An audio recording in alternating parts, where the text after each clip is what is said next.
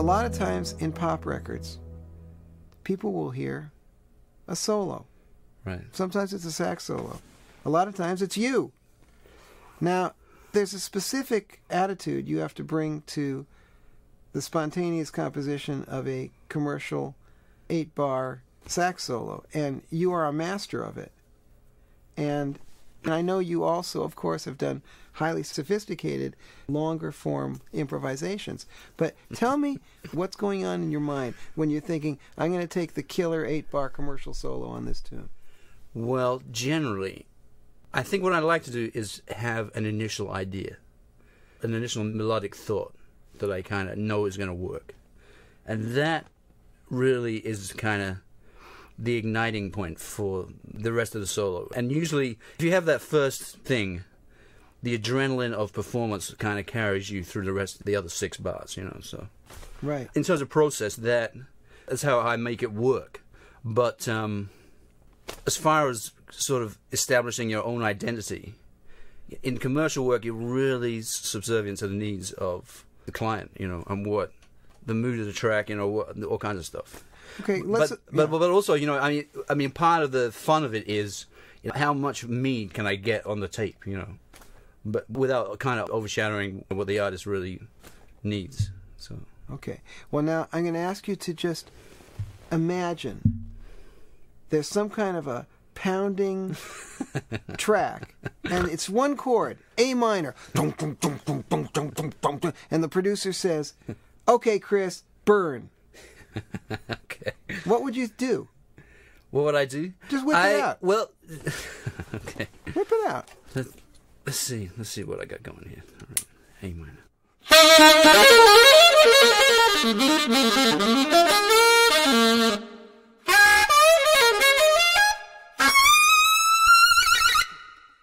Now, see? There you go. You started out with something provocative.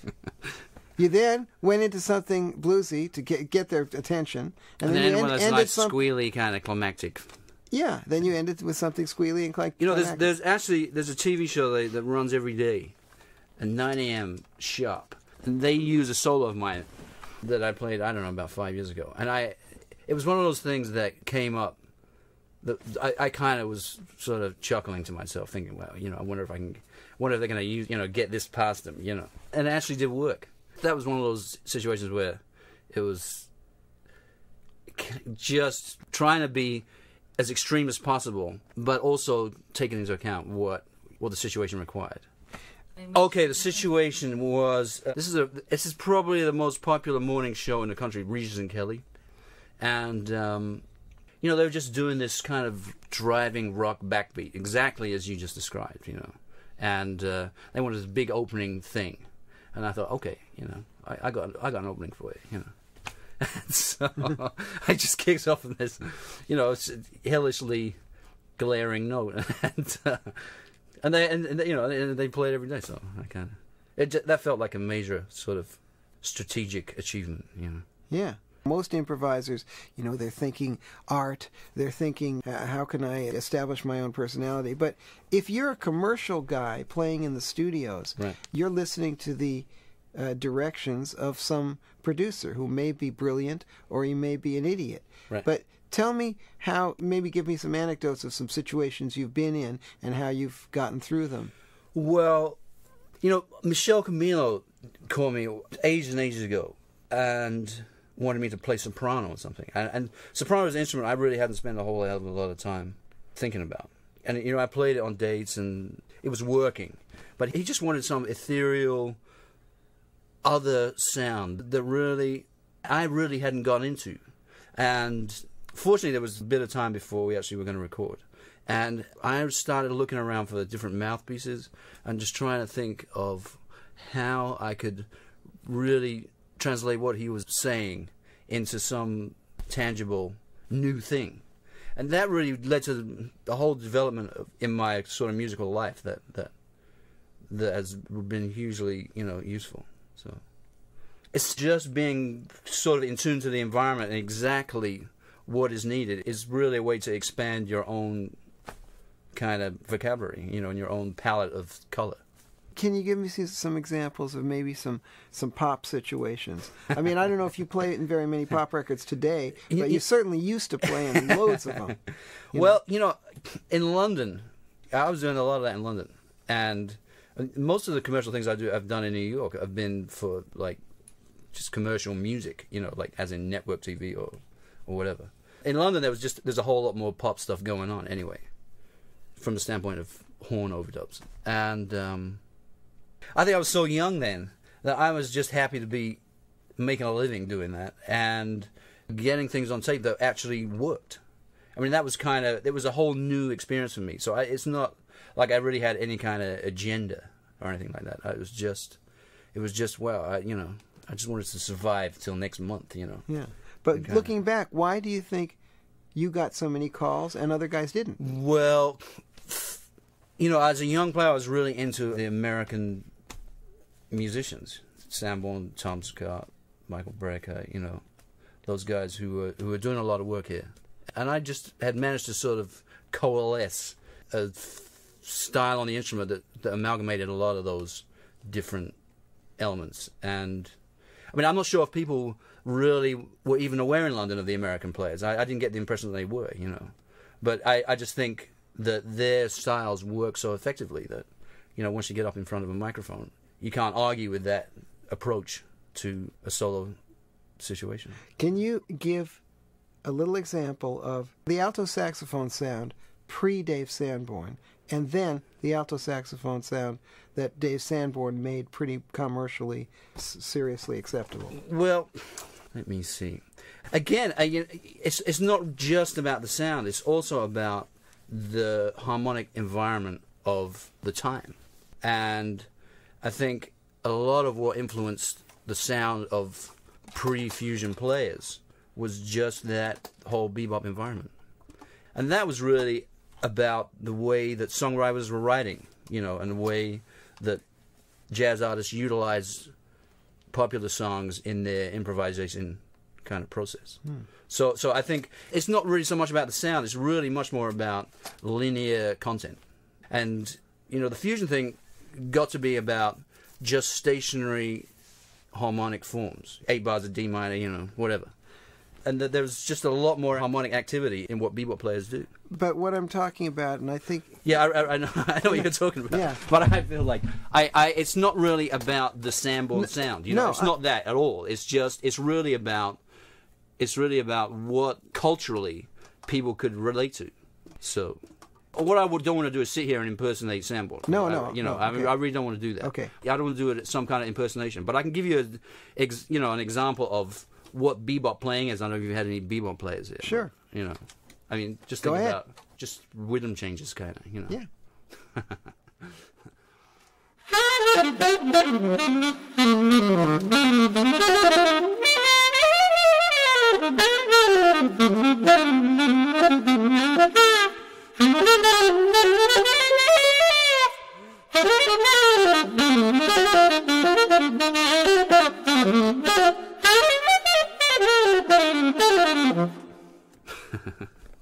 That's a very good example of not only bebop playing, but also that slightly smoother, fluid sound, sax sound. Yeah.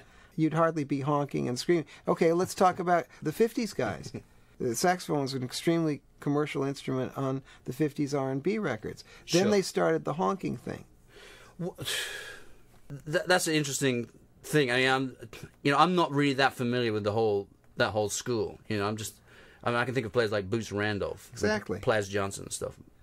But I just it came down the pipe along with the advent of Bill Haley, and that whole rock and roll thing was I guess was the initiation of it. I mean, again, it's not something I'm really expert in, but Well, for instance, you've given an example of rhythm changes. What if somebody said, okay, we've got an R&B track here. yeah, Suddenly, you would play something very different from that. sure.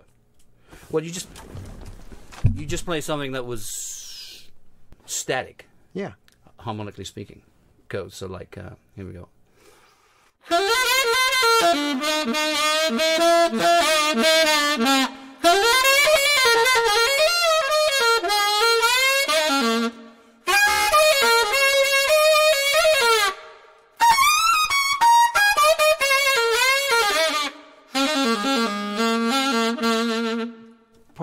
kind of hard to play lying down. That's okay. I know. Well, but I can think more coherently. That's good. From the standpoint of chat. You know? Yes, that's good.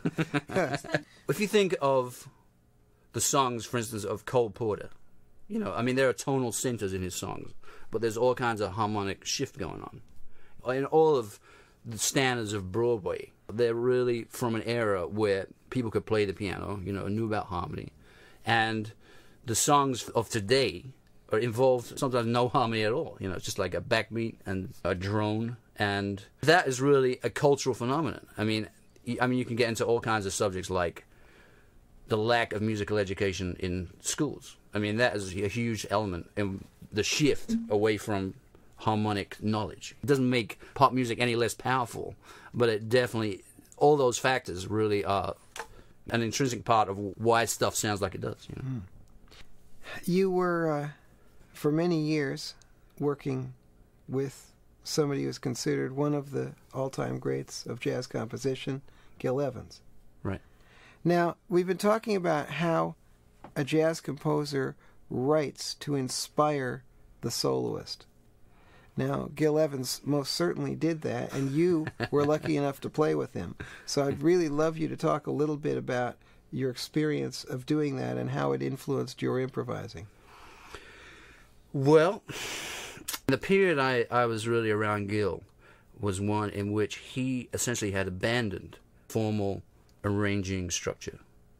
He was much more into a kind of the spontaneous environment.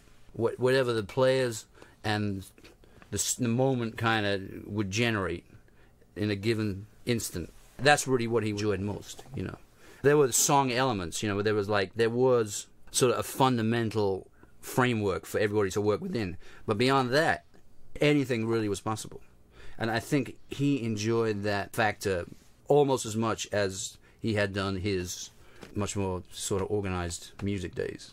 So, but I think there are a lot of parallels between that period and, for instance, some of the orchestral things he did with Miles Davis, in that what he was trying to create was a kind of tapestry over which soloists could just be themselves. Think about the Monday Night Orchestra and the way that the whole thing really was a very textural kind of experience. Complete anarchy at sometimes, you know. But that seems to me to have a lot of parallels in, like, for instance, Sketches of Spain, where you have these, even though it's an organized backdrop, it's still the same idea, where there's just one immense color behind the soloists, and that is the thing that makes them inspired, possibly. Did you feel that the complete freedom that you're talking about, that you experienced at that time, was a challenge, or did you just roll with it and enjoy it? Well, I definitely enjoyed it, but I also felt that I really hadn't played enough music beforehand. I mean, I think I really needed... I would have liked to have been in that situation now, you know, having been in all kinds of environments and just formulated a level of playing that would deal with the spontaneity of that situation. I mean, one of the most frustrating things, I think, was just not knowing what the hell was going to happen, you know. And before Gil, I'd really only been around organized music, you know, just pretty set slots, albeit maybe long solos or whatever, you know. But I always knew, you know, that's just the nature of how musicians like to kind of gather and organize themselves, you know. I mean, it's just they like to know what's going to happen. But Gil was the complete opposite of that. He really didn't want to know what was going to happen. He liked the surprise of the moment, and he also liked, you know, he liked soloists who really used a pretty broad stroke. You know, I mean, I just think of the people in the band when I was there. You know, George Adams and Hiram Bullock, George Lewis, guys who really were more about color than they were about linear intricacies. You know. Did you feel that it would be easy to abuse that freedom that you're given, in other words? Well, I think, you know, people did abuse it. And, I mean, but that was also part of the process, too. I mean, I think you know, there's some guys who bring several instruments to the band and take a series of solos on each of them, you know. But Gil was a guy who would just chuckle. I mean, it was just I don't know, it just became like amusing, I think. Yeah. I mean, did you feel any kind of? I'm an old fart, but would you feel any obligation, as I would, to say, okay, I'm playing with Gil Evans, so therefore, since I have the choice of what I'm going to play, I'm going to try to play something that is compatible with his legacy. Well, of course. I mean, that was something that immediately struck me. Well, not only about being in his band, but just being about being in New York. I mean, I think when you come here as a musician, you're very aware that there's some pretty sacred turf, and all the things that you think would be important are kind of now irrelevant. And what you really are concerned with is just contributing to the legacy of the guys who've been there before you. And I mean, what my experience with Gil really initiated was years and years of pretty intense study. And I mean, I just wouldn't have felt that obligated, I don't think, in any other situation. Have you been in any other musical situations which you think shaped your development as an improviser? I think every working situation really shapes your development. I mean, I take everything I'm hired for, I really am very committed to. And they all have some contributing factor, in terms of development. Sure. I mean, I can't say there's any more important than others. I mean, I've worked recently a lot with this a singer-songwriter by the name of Michael Franks, and he has a pretty diverse spectrum of music in his repertoire. It's really a pleasure for me to be playing all the horns that I play in a variety of different ways. I'm really being specifically attentive to what each song needs. I mean, I really get a lot from that. Sometimes you get a chance in that set to really let go, but it's mostly about, okay, what is working for the song, Yeah. and how is it working with Michael's voice, or with what the piano's doing, or whatever. I mean, it's really about being subservient is the wrong word, but it's really just about a kind of humility and respect for your environment. I've always believed the more you demand of a musician, I mean, I believe this as a writer, the more you demand of a musician, the more you get out of them. Discuss. Well, I think, any conscious musician is going to demand the most from himself.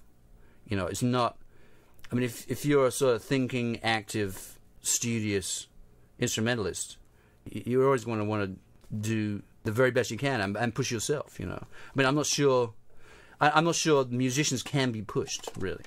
No, I don't mean it in that sense. I understand what you're saying, but I feel that complicated music or just demanding technically impossible feats is necessarily going to make people ascend to a sort of more transcendent level of their musicianship. I think it's really about your sort of fundamental attitude. And if you have that to begin with, then you're just going to respond to the environment no matter what. It's not really about being a dazzling virtuoso. It's not really about that. It's just, if dazzling virtuosity works for a given situation, okay, great. But if it doesn't, then you've got to do something, kind of more in line with what else is happening. I've known you for many years, and I knew you when you were very young, and I know that when you were very young, you were known as the Olympic practicer of all time. You could go into the proverbial woodshed for days. And I'd like you to talk a little bit about the consciousness that a musician gets into about learning how to practice most effectively and knowing what to practice and those kinds of things. Yeah. Well, that's a pretty interesting question, actually. And I mean, I thought a lot about that. And I think initially what was driving me was the fact that I had come pretty late to music. In real terms. I was a teenager before I really got into any kind of serious musical study. And so faced with, a life, in a day job in London and a career in music, I really found that a way to kind of escape the drudgery of my life working in a print shop was just to immerse myself in as much practice as possible. So that was the initial driving force. But just coming to grips with the saxophone is an absolutely monumental feat. And, it's just one of those instruments that needs a tremendous amount of practice. I mean, to really make it live. I mean, you have a lot of... It's one of the instruments that you really are just sort of totally physically immersed in. Every finger, every lungs, facial musculature, is all involved in the saxophone. And it's a whole lot of elements to really to make work, And plus, I mean, sonorically, I think it's one of the harder instruments to bring to life, to make what you play live. It's not like electronic or synthetic instruments where you're just essentially manufacturing a sound out of a box or whatever. I mean, all you got is just you and the airstream, and that somehow has got to trigger a sort of organic sound in this inanimate object. And now, I mean, I practice probably more now than I've ever practiced, and I think at this point in my life, it really has become, like it's a meditation, really, because I mean, just. I cannot live without it. Unfortunately, I got into this situation where if I don't play it, when I get up, I really am, at a loss as to, how to get through the rest of the day, So, also I'm a pretty dedicated flute player, so that is also a whole other, that's a whole other area. Well, if you're practicing now more than you ever practiced before, you must. I mean, I'm surprised you have time to eat. I think. When I say that, I think the time I spend now is really objective and specific. And when I was much younger, it was really, I was groping. I mean, I think one of the drawbacks and one of the benefits about being a musician growing up in London was, I didn't really have the environment where I could go to people for sort of objective linear analysis. I mean, I just had to, I was listening to records and just approximating what I thought I heard, and just fooling around with the instrument and not really having any supervision, really. And that was a great advantage. It was also a great disadvantage because it meant that, I was doing a lot of stuff that, I subsequently wonder years later what the hell I was doing, Yeah. Well, of course, you had no one to teach you, actually. Well, I had some great teachers. Yeah. But it was more along the lines of fundamental technique and sort of harmonic knowledge and stuff. But the whole American scientific analytical thing wasn't around then. I mean, it may be different now, but when I was there, it definitely wasn't. So. Well, at least I showed you upper structure triads. I still got this piece of paper you wrote it down on. So. That's right. I'll send you a Do photo. you really? I would love to see that. That must be so funny.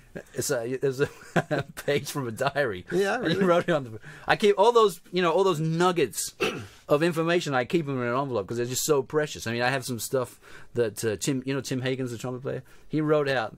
I mean, he says. I mean, you hear that guy play, and you think, what the hell is he doing? And then he said, you know what? It's just 3 licks. And he wrote them, all 3 of them out for me. And he said, as a sheet that says, anytime, any place, anywhere, 3 licks. Right. Come on, play the 3 licks. I want to hear them. I can't. No, come on, yes, you can. Play the 3 licks. Come on. I can't. But I mean, I just have stuff like, I was around Ornette Coleman, for instance, for a little while, and he wrote out some harmonic stuff, and I just kind of kept that. I mean, they're just sort of these precious sort of nuggets of information that you hold on to, I guess.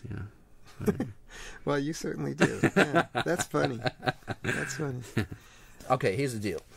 You show up at a pub date in London. This is typical. Okay, and they got the lead guitarist or this vocalist has got a line. That he wants the horn players to play.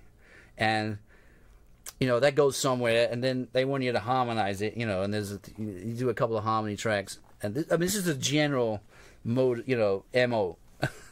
Yeah, unless they hire me, yeah. No, exactly. I mean, outside of working with you, I'm talking about the, day-to-day life. And then you get to the end of the day, you say, oh yeah, I think we're gonna have a saxophone solo. Yeah, all right. And then you take a 8-bar solo and says, oh yeah, okay.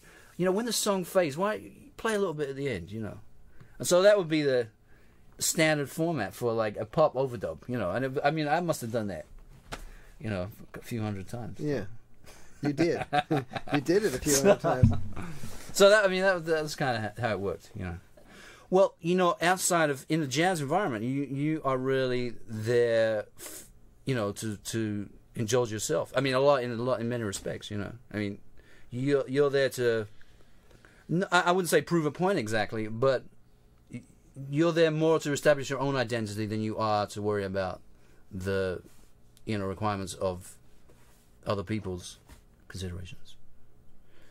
So, if you want to get a bit more into linear process, I think, improvising musicians, one of the things I think everybody wants to achieve is a vocabulary of their own. That's something that really has been a driving force in my life and in everything I do. Just putting notes together in sequence that really no one has thought of before. And I think, in bebop, people are dealing with essentially what is a diatonic scale and dividing that into arpeggiated forms. But, I've gotten into this whole thing of essentially taking what are abbreviated tone rows and arpeggiating notes. And I actually have a sample of some stuff if you want to hear that. But that's really the current state of my psychotic practice routine. I remember when you played on my album a few years ago. You said to me, "Now, Rich, I've been getting into this rather unusual kind of melodic technique of improvising, so you're going to have to just put up with it." And I said, "Well, go for it, big boy." And it was unusual, but it was great. And I, it would be really great. I don't know if you can do it, but if you could give a little example of these little melodic fragments and how you utilize them, because it does make a different sound, and it is definitely a unique little thing that you came up with.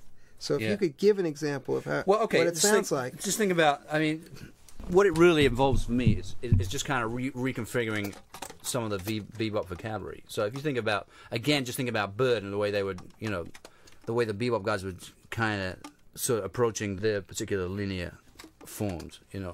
I'll just demonstrate some of that. Sure.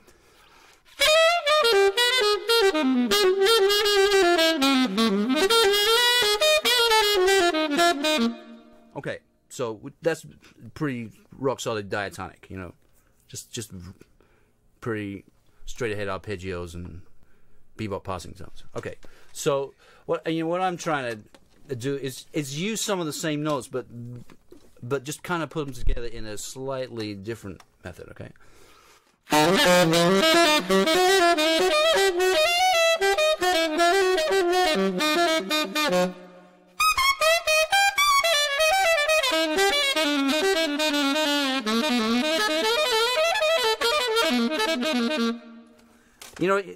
You see what I'm getting at? It's just anyway, that's just just a sample. It's just everybody's got to deal with the same 12 notes. That is the dilemma we face, And it's the thing is, if you just wanted to put the time in, I figure out a way of just putting them together in a slightly more perverse manner than the last guy, Well, that was beautifully perverse, Chris, and I'm glad we got that. Okay, that's fantastic. Yeah, that's okay. Radio Richard.